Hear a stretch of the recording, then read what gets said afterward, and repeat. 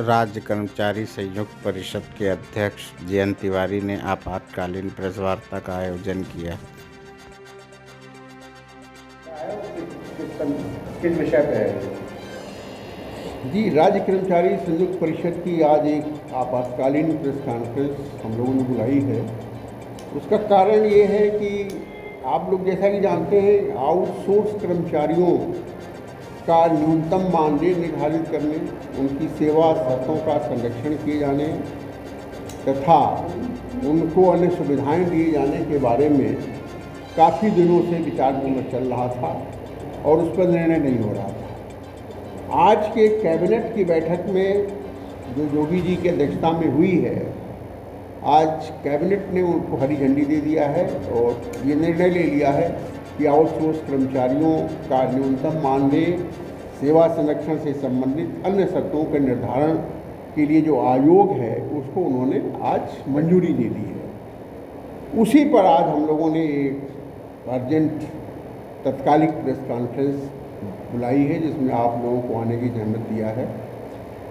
Outsource कर्मचारियों का शोषण काफ़ी दिनों से चल रहा था। आउटसोर्स कर्मचारी चाहे जिस क्षेत्र के हैं, आप लोगों के भी क्षेत्र में हो सकते हैं, सेमी गवर्नमेंट में हैं, गवर्नमेंट में भी हैं, विद्यालयों में हैं, हर जगह है और सबकी जगह उनका शोषण हो रहा है। शोषण उनका कौन कर रहा है? शोषण कर रही हैं सेवा प्रदाता एजेंसियां। वो एजेंसियां जो उनको नौकरी पर रख रही हैं, वो उनका भरपूर शोषण कर रही हैं। पहले तो जब वो सेवा में लेती हैं उस समय पैसा लेती हैं उनसे नौकरी देने के नाम पर, और जब वो नौकरी में आ जाते हैं तो नौकरी में आने के बाद जो उनका महीने में जो मानदेय मिलता है, वो मानदेय सरकार उनके खाते में भेजती है सेवा प्रदाता एजेंसी के, और सेवा प्रदाता एजेंसी उसमें से कटौती करके उनको मानदेय देती है। ये शोषण होता है। तीसरा शोषण सेवा प्रदाता एजेंसी यह करती है कि उनसे 8 घंटे के बजाय 12 घंटा 16 घंटे तक काम देती है। चौथे प्रकार के शोषण में सेवा एजेंसी जिस पद के लिए कर्मचारी को नियुक्त किया जाता है, उस पद के निर्धारित योग्यता से कम योग्यता वाले कर्मचारी को रख लेती है ताकि उसको पैसा कम देना पड़े और सरकार का काम उससे बाधित होता है। इस तरह का शोषण होता है। ये हम लोग लगातार माननीय मुख्यमंत्री जी के इस ज्ञान में ला रहे थे और राज्य कर्मचारी संयुक्त परिषद प्रदेश का इकलौता ऐसा संगठन है जिसने संविदा और आउटसोर्स कर्मचारियों की आवाज़ उठाई है। 2023 में हम लोगों ने जो प्रदेश के संविदा कर्मचारी हैं उनको 7वां वेतन आयोग देने का संकल्प लिया था और वो संकल्प हम लोगों ने 2023 में पूरा किया। 2025 का वर्ष हम लोगों ने आउटसोर्स कर्मचारियों को न्याय दिलाने के लिए समर्पित किया था और आज वो दिन आया 2025 में 8 महीने बीतने के बाद कि आउटसोर्स कर्मचारियों के संबंध में निगम को मंजूरी दे दी गई। अब निगम की मंजूरी देने के बाद आउटसोर्स कर्मचारी को न्यूनतम 16,000 से 20,000 तक का मानदेय मिलेगा और ये मानदेय सीधे उनके खाते में जाएगा। आउटसोर्स कर्मचारियों का ESI और PF भी कटेगा, उसको भी उन्होंने खाते से लिंक किया हुआ है। यहाँ तक कि आउटसोर्स कर्मचारियों की अब जो नियुक्ति है वो पहले 1 साल के लिए होती थी कॉन्ट्रैक्ट पर, अब 3 साल के लिए होगी। एक प्रश्न यहाँ ये भी आ रहा है कि 3 साल के बाद उनका भविष्य क्या होगा। अनिश्चित भविष्य है आउटसोर्स कर्मचारियों का, इसमें दो राय नहीं है।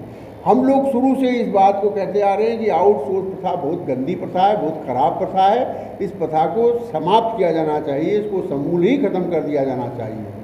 लेकिन सरकार इस प्रथा को भी समाप्त नहीं कर रही है, इसको आगे बढ़ा रही है और 3 साल के बाद इस पर कह रही है कि हम इनके गुण दोष के आधार पर विचार करेंगे, कार्य व्यवहार पर विचार करेंगे, इसके बाद इसको आगे बढ़ाएंगे या नहीं बढ़ाएंगे। ये एक जटिल प्रश्न है, हम लोगों के सामने भी है कि संविदा कर्मचारियों को, आउटसोर्स कर्मचारियों को 10-10, 15-15 साल की सेवा करने के बाद भी सरकार निकाल देती है। ये अन्याय है और इस तरह की व्यवस्था भी इस निगम के अंदर होनी चाहिए कि जो कर्मचारी 3 साल तक काम कर ले उसको नियमित कर दिया जाए और उसको हटाने की कोई व्यवस्था न रखी जाए।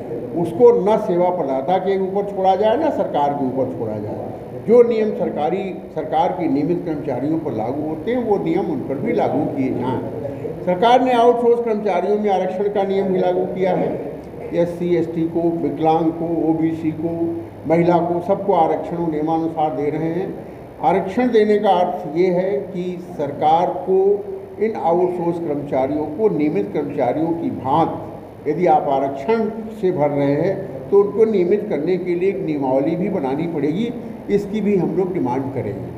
फिलहाल आज जो कुछ हुआ है मंत्रिमंडल के माध्यम से, उसके लिए हम प्रदेश के माननीय मुख्यमंत्री योगी आदित्यनाथ जी का बहुत बहुत आभार व्यक्त करते हैं। उन्होंने प्रदेश के 9 लाख आउटसोर्स कर्मचारियों के चेहरों पर मुस्कान लाई है, उनके मुरझाए हुए चेहरे खिले हैं। उनके परिवार को भी अब समाज में सम्मान के साथ जीने का अधिकार दिया है।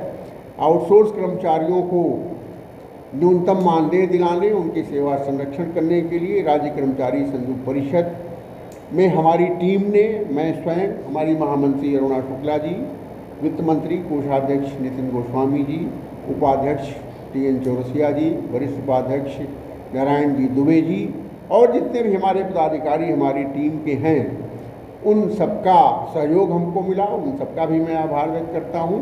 और मैं ये माननीय मुख्यमंत्री जी को बधाई देते हुए उनको आश्वस्त भी करना चाहता हूं कि सभी आउटसोर्स कर्मचारी निष्ठापूर्वक, लगनपूर्वक प्रदेश को विकास के रास्ते पर ले जाने में अपना पूरा सहयोग करेंगे। और साथ ही अनुरोध भी करना चाहता हूं कि जो इसमें थोड़ा सा लूप होल रह गया है, जैसे 3 साल के बाद इनके सेवा को गुणदोष के आधार पर विचार करने का, इसको समाप्त किया जाए। उनको 3 साल के बाद संविदा कर्मचारी हो चाहे आउटसोर्स कर्मचारी हो, उनको नियमित करने की व्यवस्था सुनिश्चित की जाए।